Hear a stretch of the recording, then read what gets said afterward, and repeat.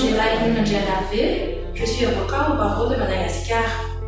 Dans cet nouvel épisode, nous allons aborder le thème les conflits de loi dans le cadre des contrats internationaux.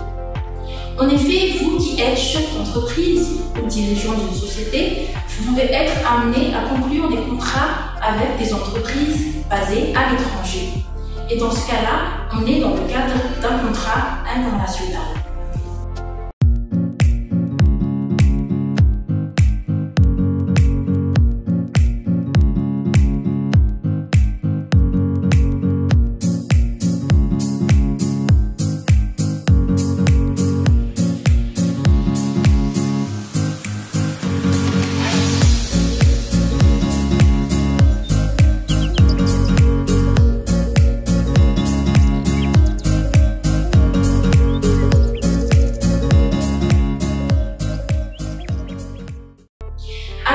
Avant de parler proprement des conflits de loi, nous allons tout d'abord définir dans un premier temps ce que l'on entend par contrat international.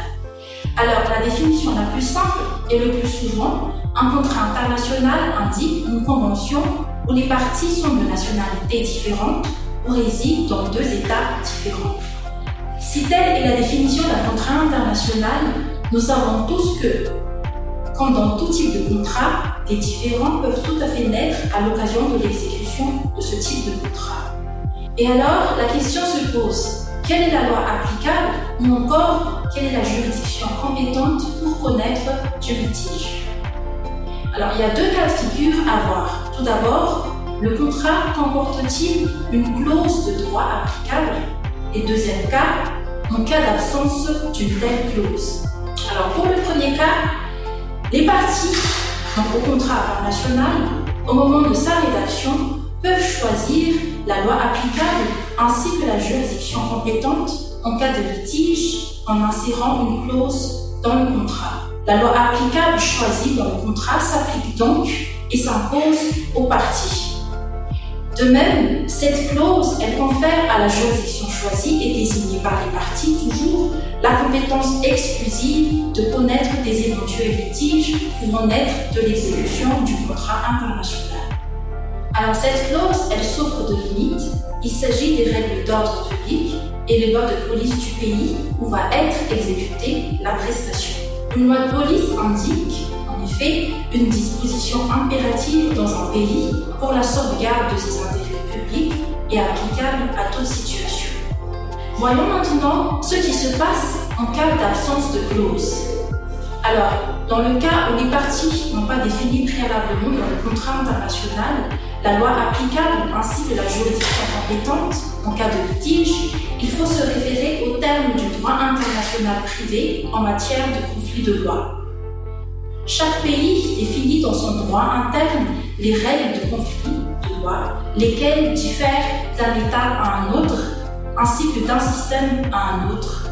Il y a ce qu'on appelle le système francophone ou encore le système common law.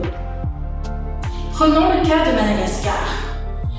On peut citer l'article 30 de l'ordonnance 62041 du 19 septembre 1962 relative aux dispositions générales de droit interne et de droit international privé qui dispose qu'en matière de contrat et d'obligations contractuelles, la loi applicable est celle sous l'empire de laquelle les parties ont entendu se placer.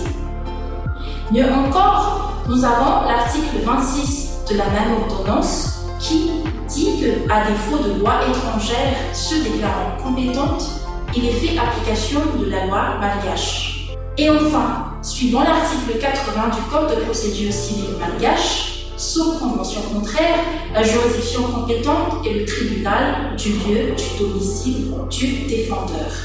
Après, sachez qu'à côté de ces dispositions internes, nous avons également les conventions internationales qui, par leur force juridique supérieure à une loi interne d'un État, influencent manifestement sur les règles de conflit de loi dans le cadre d'un contrat international, notamment sur les dispositions générales de loi interne. Alors, nous pouvons citer la Convention de La Haye, la Convention de Rome du 19 juin 1980 sur la loi applicable aux obligations contractuelles, la Convention de Rome 1er du 17 juin 2008 la Convention de Rome II du 11 juin 2007. Ces conventions internationales posent le principe général selon lequel la loi applicable est celle du lieu où réside la partie qui fournit la prestation caractéristique du contrat. Dans la pratique, il peut y avoir en effet contradiction entre les dispositions internes et internationales. Mais au final, il revient au juge saisi de rechercher la loi normalement applicable ainsi que de se prononcer sur sa compétence. Alors, pour conclure, nous pouvons constater que, malgré les lois et les principes bien posés dans le cadre de la gestion des conflits de loi, il arrive que deux juridictions de deux pays différents soient saisies et se déclarent toutes deux compétentes pour la même affaire. Et la question revient ici, quelle est la juridiction compétente? Sachez que dans ce cas-là, il existe un recours qu'on appelle le règlement des juges pour y venir à bout.